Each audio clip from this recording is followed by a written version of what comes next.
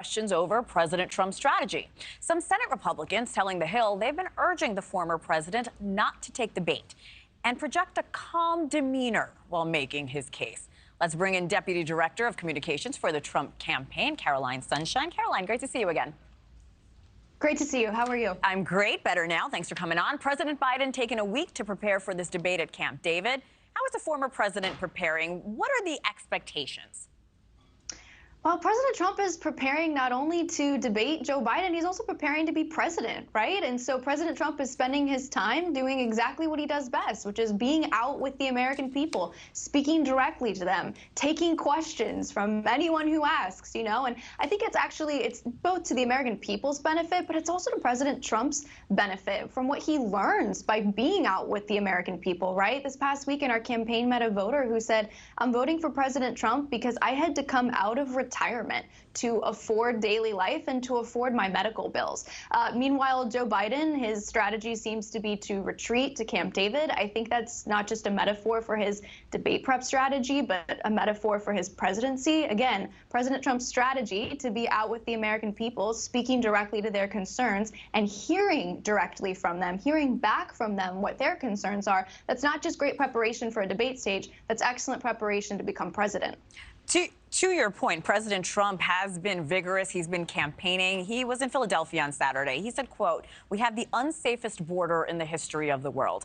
I do want to throw some numbers, show our viewers some numbers. Border Patrol arrests are down 25% since President Biden announced his new restrictions. So talk to us when it comes to the former president's debate strategy. When it comes to immigration, of course, a lot of Americans concerned about immigration, top of mind for them, and sometimes not having the correct numbers.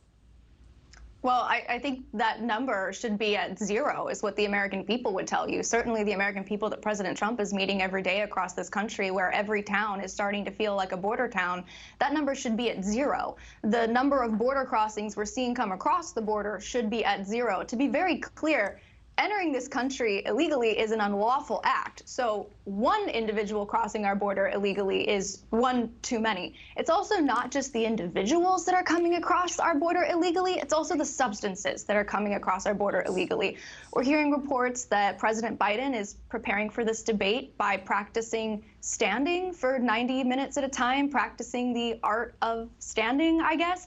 But President Biden isn't just going to have to stand on that debate stage. He's going to have to stand by his record. And his record includes, for example, that we are seeing fentanyl is the leading cause of death for ages 18 to 45 in the United States of America. So President Biden's going to need to explain to the American people then why he's allowed 30 tons of fentanyl to come across our southern border, which, to be clear, is enough fentanyl to kill every American citizen multiple times over, right? Same thing with terrorism. The Biden administration thinks it's been a productive use of resources to use counterterrorism resources to label parents criticizing their school boards as domestic terrorists and use those resources to go after them for exercising their First Amendment right, rather than using those resources to prevent the 360 names off the terror watch list that have come across our southern border. We're going to have to end it there. Caroline Sunshine, thanks for your time this morning.